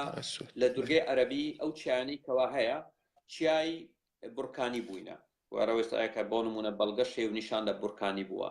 و ئەو بەردەڕەشە لە زۆر شوێندا بوونی هەبووە ئەو بەردەڕەشە نەنیازیکە و نەیش و پەیوەندی بە هیچەوە نییە ئەوە یەک دوو لە پێش ئیسلامیش بۆ نمونە کامیانە دەجێڕێتەوە دەڵێ کاتێک دەچوین لە کاروان دەڵێ چکە بەردی ڕەشمان بەردمان دەپەرست دەڵێگە بەردێکمان پێ باە ئەوە حەفجار بە دەوری دەخولینەوە ئەگەر بەردمان نەبایە لممان دەینا لەگەڵ شیری ئاژەڵ تێکەڵمان دەکرد دەمان کرد بە تۆپێک بە دەوریدا دەخولینەوە کاتێک بەردێکی باشترمان دەست دەکەوت بەردەکەونەکەمان فڕەتدا ئەومان دەهێنا بە دەوریدا دەخولینەوە ئەمە هیچ پەیوەندی بە مەوزوعی نەبە هەشتەوە هەیە نە هیچ و من تحدای مسلمانان دەکەم با ڕێک بدەن با ڕێیان هەیە لەبەر بە 1 غرام لەو بەردا با ببن خۆ ئەو بەردە پیرۆزی نەماوە کاکەجان درێژەکەی 30 سانتیمەتر بۆ ئەستورەکەی 10 سانتیمەتر بووە باشە قرمەتیەکان کاتی خۆی شکاندویانە ئێستا 7 دانەی ماوە یەک پارچەی بچووک با بن بۆ مختبەر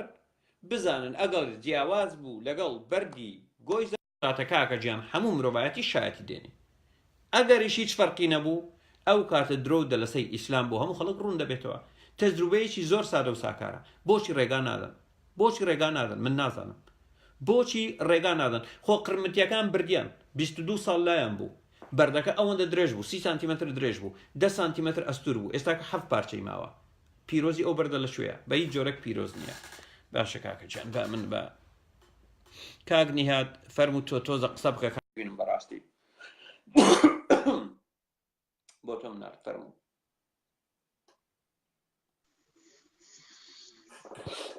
مرحبا دكتور برو كاغنيا تو قصبك كاكا جا من دشم كوفي دين براستي وايا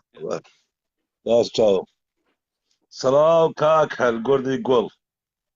سلام لشوشوخان خشك ناس دارك قمان سلام لحموتان باشن تنقو باستن احوالتان اي ماما دكتور شو يقاوي بقول والله محمد وحرموت الركن اي والله شلون احوالتان باشن دنقو باستان انا بحسي تشيكين اشتكنا ما بحسي كات ماما دكتور هل بيجي شو خان ماما دكتور ايه وقصيك سلام لحموتان ايه ما بقول قصة هي قصة مالها هذه قصة محمد يجي هيك لكردي كتشل نوصالي هنا هري محمد كاتي جيني هنا جينا كيف في صالح ولا ترمي ناوي رجع نحن محمد نسل المسيحنا الدين المسيح كذا جيني هنا ناوي ناتوا دي جيني كاتي مات بس هيك جيني هنا روان على كاتو كويت جينا كيف دولمان خوي الروت بوت مو كاتو كيتش ابو شوان ولا حالات هذا كز احتمال بين هذا منبوذ من عربي يروح منبوذ منبوذ هذه كلاسيكا خلق لي دوري دني زاني تشيكا جنكي وسال دواي كاتي اسلامي كانت بس صار بمحبي فيها من خلايا نائم وكنت احشون خلينا الرجال في حسان اسلامش او دستي بيكر دا حشش ما هو دستي بيكر ريك شو اسلامي دستي بيكر هلا من دا ما بدي تقول بيه توقفت السيرك ومن كميات هلا واحد يعني شفت ماما بحسي كمان ما بدي ارجع ديته واو حقيقتك بهموني كاس نشانه دا ولا مش كانت تزي لازم شغله سيدي بيروز كان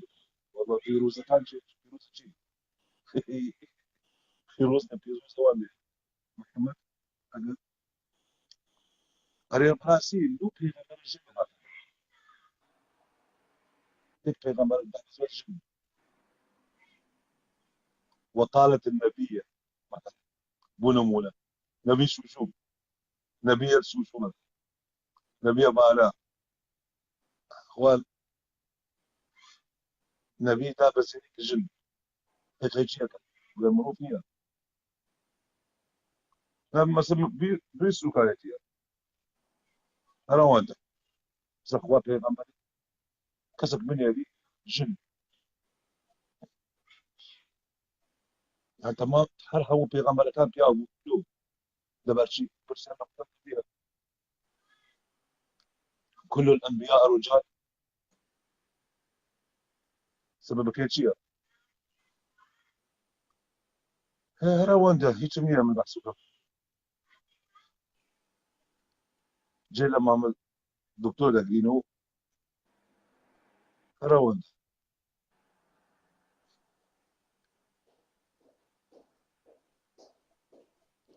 جولاني والله يا جولاني هيجي جولاني نمايا هربجين تو هرمو تلماج دقم تكاتي ما دكتور ديتور ما دكتور يجي مية بس بقم زۆر باش بس زۆر اوان باش دكتور کاکە جان قاوەکەم دروست ما کرد باش تشاوكا هەر أنا بس ما دكتور اوان دبرسيا اوان دبرسيا هي كل الانبياء رجال لماذا الرب لم انزل نبيا امراه يعني ولو بيغمرين لنا كي جن يروحوا مقيام او برسيان سیرکە من ئەسڵم بڕوان بە مۆزوعی پێغەمبەرایەتی هەر نییە خدا بوونیشی هەبێ کاکە پێغەمبەر گاڵتەجاریە پێغەمبەری چی و حاڵی چی و بوونی نییە ومن هم ألم يعني لو هم بيا كان نرم لو هم بيا بو لو جن بيغمري جن لو دانا بس ئەلبەتە نا پێچگەلەوە من ئەسڵان لە بنەڕەتەوە دڵ پێغەمبەری نەناردووە ئەگەر خدا بوونی هەبێ پێغەمبەری نەناردووە بەڵام لە دوورگای عەرەبی ژن هەبووە ئیدعای پێغەمبەرایەتی کردووە لە سەردەمی موحەممەد ناوەکەیم ئێستا لەبیر نەمایە ژنێک هەبووە ئیدعای بەڵێ ژنێک هەبووە لە سەردەمی موسەیلەمە ئیدعای پێغەمبەرایەتی کردووە بەڵێ هەبووە بەڵام بە حوکمی ئەوەی مەوزوعی ئادەم و حەوا و مەوزوعی یەکتایی لەگەڵ سەرهەڵدانی کۆمەلگای چینایەتی و باڵادەستبوونی پیا و کۆمەلگای پیا و سالاری دەستی پێکردیە هەستاون چیرۆکی ئادەم و حەوایان داهێناوە وە گوایە خەتیئەی یەکەم گوناحی یەکەم ژن کردوویەتی ئادەم بڵێ حەوا ببوورە وە گوناحیشی بە پیاو کردیە ئینە کەیدەهونە لە عەظیم واتە پیاویشی فریوداوە لەبەرەوە ژن بە ئەزەلی و ئەبەد خاوەن گوناحن لەبەر ئەوە ناکرێت ببن بە پێغەمبەر تێگەیشتی چۆن؟ بەڵێ لەبەر ئەوە وە بێجگەلەوەش لەسەر سووری مانگانەیان هەیە و لە کاتی سووری مانگانە پیس دەبن و بۆ نمونە ناتوانن لە مەعابد نزیک ببنەوە بچن بۆ پەرستگا و بچن بۆ نازانم کوێ و یاخود خوداپەرستی بکەن ئەوە لە ڕوانگەی هەموو ئاینێک نا بەڵام زۆربەی ئاینەکانیش وایە ئەمەش بۆ کارێکترە هەر بژیت هەر بژیت زۆر سپاس هەر بژیت زۆر سپاس بەڵێ ئەوە هۆکارەکەیتی ئارت شانۆ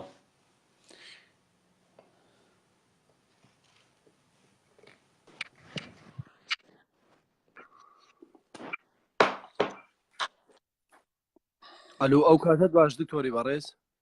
سەرچاو فەرموو. زۆر خۆشحاڵم بۆ یەکەم جارە لەگەڵ جەناب تا دوێم سوپاس بۆی کە هەر کامێرەکەت وەرگرتم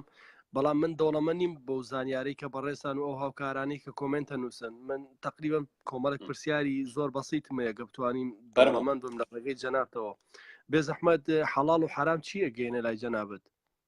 پرسیاری زۆر سادەم داوای لێبوردن لە ڕوانگەی من لە ڕوانگەی حەزەکەم یعنی بەڵێ حەزەکەم لە جملە پیاوێکی ئاینی نیم تاوەکو لێم پرسی حەڵاڵ و حەڵام بەڵام ئەگەر بێت لە ڕوانگەی ئیسلامەوە بۆی بۆت باس بکەم من لە ڕوانگەی ئیسلام و ناوێ بە شێوە گشتەکەی ئەمێ مەسەلەن لە ڕوانگەی ئیسلامی تۆ یەک دقه ئازیزم تۆ مسلمانی بەڵام ناتوێت بڵێ مسلمانی بابۆت باس بکەم یەک دقه اینجا لەوێ وەش پێناسەی یەک دقه لەوێش پێناسەی ڕاست و چەپی خۆم دەکەم چی ڕاستە چی هەڵەیە لە ڕوانگەی ئیسلامەوە ملک اليمین یەک دقه برا یەک دقه لە ڕوانگەی ئیسلامەوە ملک اليمین دەستدرێژی سێکسی بۆ سەر ژنان لە کاتی جیهاد حەڵاڵە و من نەفرەت لەوە دەکەم وجدان و ئەخلاقی پشتیوان عەبدوڵڵا ڕێگا بەوە نادا پێم وایە تاوانێکی گەورەیە دوو لە ڕوانگەی ئیسلامەوە لە ملدان مل پەڕاندن بۆ کەسانێکی غەیرە موسڵمان ڕەوایە و حەڵاڵە لە ڕوانگەی من حرامە و من نەفرەتی لێ دەکەم و نەفرەت لەوەش دەکەم کە بڕوای بەم دەقە هەیە سێ لە ڕوانگەی ئیسلامەوە مناڵگاین ڕێگای پێدراوە پێی دەوترێت زەواج القاسیرات لە ڕوانگەی من حرامە و هێلی سوورە من نەفرەتی لێ دەکەم لە ڕوانگەی ئیسلامەوە بۆ نمونە تێکدانی ژینگە وەکو بۆ نمونە سووتاندنی دار و درەخت کوشتنی ئاژەڵ لە ڕوانگەی ئەوەی کەوا ئاژەڵی شەیتانین حەڵاڵە من نەفرەتی لێ دەکەم لە ڕوانگەی پشتیوان عەبدوڵڵاوە حرامە لە ڕوانگەی پشتیوان عەبدوڵڵاوە بۆ نمونە بە زۆر بەشودانی کچ حرامە لە ڕوانگەی ئیسلامەوە حەڵاڵە من نەفرەت لەو کارە دەکەم لە ڕوانگەی پشتیوان عەبدوڵڵاوە خۆشەویستی نێوان کوڕ و کچێک کاتێک بە ئیرادەی خۆیانە کارێکی زۆر حەڵاڵە زۆر تەبیعی و ئاساییە و هیچ کەسێک نییە تەداخلی تێدا بکە بەڵام لە ڕوانگەی ئیسلامەوە زینایە و دەبێت جەلد بکرێن من نەفرەت لەو حرامەی ئیسلام دەکەم و پێم وایە حەڵاڵە لە ڕوانگەی منەوە کاتێک کەسێک شتێک دەدزێ ئەگەر یەک دقه ئەگەرێ لە ڕوانگەی منەوە کاتێک دزێک شتێک دەدزێ لە ڕوانگەی ئیسلامەوە دەبێت دەستی ببڕێ ئەوە حەڵاڵە لە ڕوانگەی منەوە ئەمە کارێکی زۆر قێزەوەنە نابێت دەستی ببڕێ چکە ئەگەری ئەوەی هەیە کەوا چاک بێتەوە بەڵکو بگیرێ لە ڕوانگەی ئیسلامەوە ئەگەر هاتوو پیاوە و ژنێک زینایان کرد ئەگەر مردیان هەبوو بێ یا ژنیان هەبوو بێ لە ئیسلام بەردبارانی دەکا و دەیکوژی من دەڵێم کارێکی زۆر قێزەوەنە لە ڕوانگەی من ئەمە هێلی سوورە حرامە لە ڕوانگەی منەوە دەبێت مرۆڤ دەرفەتی پێ بدا هیچ مرۆڤێک نییە هەڵە بکاتن تێگەیشتی کاتەبرا زۆر سپاس دەکەم دکتۆری بەڕێزم زۆڵ مانای چییە زۆڵ چییە زۆڵ لە ڕوانگەی من ڕاستەکەی ئەسڵن مانای نییە شتێکی زۆر قۆڕ بێ بنەمایە زۆر لە ڕێگەی ئەم دووسێ پرسیارە وردە ویسم بگەم بە وەڵامێ لە دەم زۆڵ بۆ نمونە ئەگەر هاتوو پرسیار لە زۆڵ دەکەیت هەر کەسێک دایک و باوکی لەسەر ئاینێکی ئیسلامی مارە نەکرابێ ئەوە ئەو مناڵی دەبێ مناڵەکەیان زۆڵ دەبێ بۆ نمونە محەممەد پێغەمبەری ئیسلام زۆڵ بووە چکە دایک و باوکی لەسەر بنەمای بتەکانی کەعبە ئەللات وەلعوزا یەکیان مارە کردی کەواتە محەممەد کەسێکی زۆڵ بووە چکە لەسەر ئاینی مەسیحی مارە نەکراون لەسەر ئاینی یەهودی مارە نەکراون باشە دکتۆری بەڕێز جەنابەت دەوڵەمەنیت سوپاس دەکەین بۆ شتانی کە لە دەمی بەڕێزەوە و نمونەتان زۆر بێ باشە ئۆکەی ئێمەیسا زۆر کەسێکی من خۆم یەکیانم لەوانەیە کە ئەو زانیاریانم نەبوو بەڕاستی لە دەمی بەڕێزی شۆسەی لایڤەکانەکەم دەوڵەمەند بووم بە کۆمەڵێک زانیاری لایەن بەڕێزەوە بەڵام ئەمێ بگەم بۆ نقطەیە سێکە جیاوازی نێوان کچ و کوڕێک کە مەلایەک گێت مارەیانەکات لە یەک لە ڕێگەی ئیسلامیەوە ئەو کەسە پێوترێ ئەم مناڵە مەسەلەن کەسێکی ساڵح دەرەچێەوە حەڵاڵەوە ئەو جۆرەشتانە باشە بۆ کەسێک لە ئەوروپا هاوڕێتیە بەڵام لە بینی هاوڕێتەکانە مناڵێک دروستەکەن ئەمە هەمومان نەیزانین با خۆمانی لێ نەنجینەوە بەم مناڵە بۆ ئەو ترێزۆڵ بەڵام بۆ ئەو مەلایەکە دەست و پلی یەکتریان کردە ناو یەکە دەستی دایک و باوکەکە و کچ و کوڕەکە و مەلاک هات مارەی کردن بۆ ئەمە حەڵاڵە بۆ ئەو حرامە منیش هەمان پرسیار دەکەم بۆچی زەواجی مەدەنی حرام بێ بەڵام ئەگەر هاتوو مەلایەک کەوا ڕۆڵی گەوات دەبینێ دەشی دادەنیشێ $100 $200 وەردەگری دەڵێ ئەلفاتی حەدەستیان دەخاتەنە و دەستی یەک و باوکی کچەکە ئەوەی جێگای کارەساتە کاکە گیان کاتێک باوکی کچەکە بە زاوا دەڵێ نەکەحتوکە ئیبنەتی واتە کچەکەی خۆم بە تۆ دەدەم بیجێیت دەڵێ ئەنکەحت ئیبنەتەک واتە کچەکەی تۆم قبول کرد بیجێم کارە ساتە کاکە بەجددی نا بەجددی من گاڵتە ناکەم ها بەجددی نا هەر بەجددی من گاڵتە ناکەم بڕۆ بگەڕێەوە بۆ سەر هەر هەموو هینەکەم یعنی بەلای کوردەوە ئەوە زۆر طبیعیە بەڵام ئەگەر ئەزانی من پێکەنیم ئەزانی بۆچی پێکەنیم کاتێکە لە کوردستان بووم من خۆم ژنم مارە کرد بۆ جۆرە مەلا لی پرسییم وتی نوێژەکەیت یعنی لە تەنیشتمەوە خێتانم طبعا منی زۆر خۆشەویست باشە جڕۆقێکی لێگرتم وتی بڵێ بڵێ وتم ئاخ من ئیمانم بۆشتانە نییە من نوێژ ناغم وتی هەر چۆنێ بێ خۆشەویستەکەمان لە دەست نین وتم باش ساگە بڵێم نە ئەم مەلایە ماراکەوتی نەخێر نایکە جار و بار وتی باوەڕت بەخوا هەیە وتم بەڵێ وتی باوەڕت بە نازانم ئەشهد ئەنە لا حەز ناکەم بیلم ئەوە چکە ئەبم بە موسڵمان ماوەکە ئیسراحەتم دوورکەوتمەوە لەو بەزمە حەز ناکەم جارێک ئەو دوو دێڕە بەدەمی منە بێت حەز ناکەم جۆم لە خۆم بێکەوە ئاڵێم بەڕاستی سوپاس لە بەرەوەش مەلاکان هەرۆژ مەلاکان وەری ناژێڕن بۆ سەر زمانی کوردی ها ئەوە وەرناژێڕن خەتەرە ئەو کەسێک کە ویستم مارێکم جڕێکی لێگرتم لە ژێرەوتی هەرچێکی و تۆ بڵێ بە زۆنەیتر لە دوایە ئێمە ڕێکوێنەوەوانە و بگەین بێکتر ئۆکەی ئەوەی سا من هەموویم کرد پاشانی جابووینەوە بەداخەوە بەڵام ێستا بە تەنیا ئەمێ بگەم بۆ نقطەیە ئێستا من لە ئەوروپا هاوڕێم هەیە مەسەلە مناڵم لێ دروست کردووە بەبێ ئەوەی مەلای نێوانمانەوە بەبێ ئەوەی مارەکرێ بەبێ هیچ شتێک باشە بۆ بم مناڵە ئەو ترێ زۆر ئەی بۆ لە مناڵەکەت ئەوی بووە کچە یا کوڕە مناڵەکەت ئەوی بۆ کچە یا کوڕە کوڕە ئەگەر کچ باە لە ڕوانگەی ئیمام شافعی بۆت هەبوو هاوسەرگیری لەگەڵ کچەکەت بکەیت چکە مناڵی زۆڵە لە ڕوانگەی ئیسلامەوە والله هیچ نەکەی ئیمام شافعی لێ وایە مارەمە کرد بەس منیش دەڵم ئەو قێزەوەنی ئەو ئاینە زۆر سەیر و سەمەرەیە یعنی گەیشتۆتە ئاستێک ڕاستەکەی تەنها بیریان لە شتی قێزەوەن کردوتەوە باشە کاکە برا هەر بژی زۆر سپاس بۆ بەشداریت سپاس بۆ وەڵامەکە زۆر بژیت سەرچاو ببوورە دام خستیەوە داوای لێبردن نەکەم زوو پەنجەمبەری کەوت بەڵێ کاکە جان لە ڕوانگەی ئیمام شافعیەوە زۆر طەبیعی و زۆر ئاساییە ئێستا من دەبێت ئەو کەرەم بۆ لەو قوڕە دەربێنم ئاەتی 37 سوورەتی الأحزاب الذي أنعم الله عليه وانعمت عليه أمسك عليك زوجك واتق الله وتخفي في نفسك ما الله مبديه وتخشى الناس والله أحق أن تخشى فلما قضى زيد منها وطرا زوجناكها لكي لا يكون على المؤمنين حرج في أزواج أدعيائهم تو وجدانتان ئەمە دەقی شەیتانیە یا دەقی ڕەحمانیە من ئەو پرسیارە لە ئێوە دەکەم هەر بەجددی سێ تەفسیرەکەش بۆ من تەفسیری الطەبەری تەفسیری القورطبی و دەقەکەش زۆر ڕۆشنە یعنی ئەگەر بڵێ کاکەجان بڕوان بەو تەفسیرانەش نییە باش واز لە تەفسیرەکان دەی وەلاوێ بنێ وەری دەجێڕین ڕاستەوخۆ بۆ زمانی کوردی بەبێ درۆ دەڵەسە وەری دەجێڕین وئذ تەقول وكاتك دليت أي محمد وكاتك دليت للذي أنعم الله عليه وانعمت عليه بوكسي ك الله نعمتي بي بخشيوة وتو نعمتت بيداوة بوكس دلي أي محمد باشا أي محمد كاتك تو بوكسي كالله نعمتي بيداوة وتو نعمتت بيداوة دليت چي دلي محمد أمسك عليك زوجك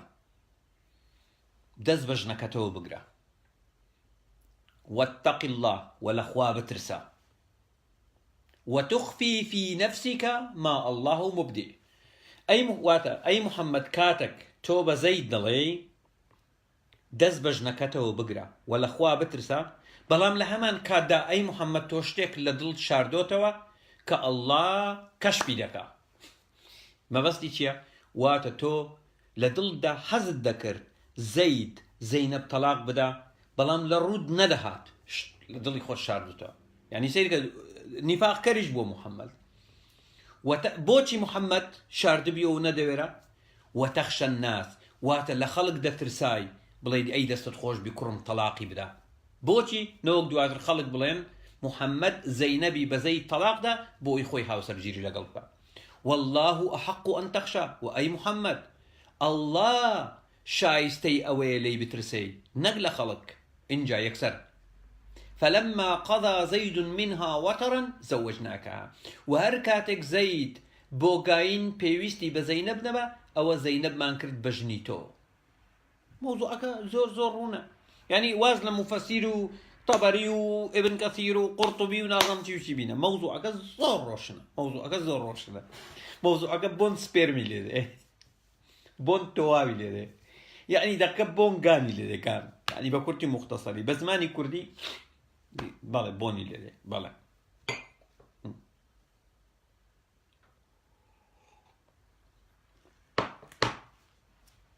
آياتي سيحوتي سورة الأحزاب إن جدتواني بيشنيارك وإذ تقول أو يبون فندو باش بس بزانم چێشەی تۆ چییە لەگەڵ موسڵمانە ئەتوانم بزانم هاتو یەک دقە دەڵێن بۆم ڕوونکەوە ئەم دقە چییە عەرەبی دەزانم من کێشە من بۆ ڕوونەکەمەوە بەڵام ئایا تۆ بزانم کێشەی تۆ ڕێزم بەس بزانم ئەو دقە پێم بڵێ ئەم دقە پێم بڵێ لە سوڕەتی نیکاحە پێم بڵێ لە سوڕەتی نیکاحە عنکەبوت دەی بۆ دەخوێنەوە بەس زان تۆ کێشەی یەک دقە تۆ بۆم ڕوونکەرەوە یەک دقە دەبن یەک بە من مەڵە بەدەبن دەبڕۆ بڕۆ تڕکەن من وا دەقی قورئانی بۆ دەخوێن دڵی کێشەی تۆ چییە کێشەی تۆ چییە خوێڕینە سەیرن یعنی ناتەوێت لە ئاینەکەت تێبگەیت تڕکەن ناتەوێت لە ئاینەکەت تێبگەیت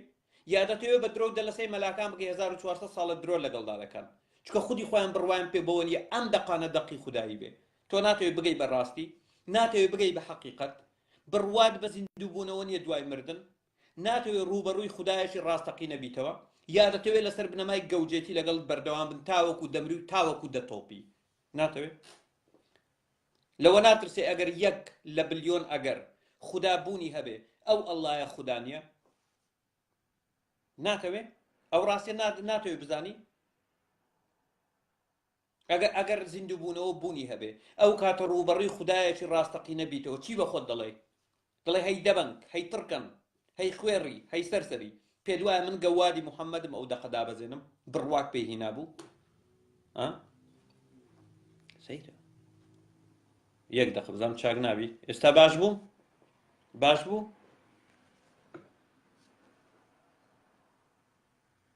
باش بوو چاک بوو باشە کۆتایی پێدەینم تازە کۆتایی پێدەینم ئێوارە دووبارە ئەو بابەتە دەکەمەوە